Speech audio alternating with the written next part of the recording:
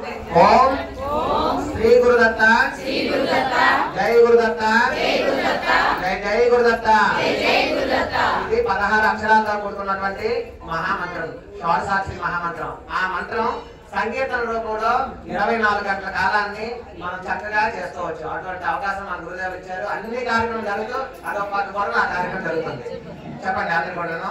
Om Shri Gurudatta Jai Gurudatta Jai Jai Gurudatta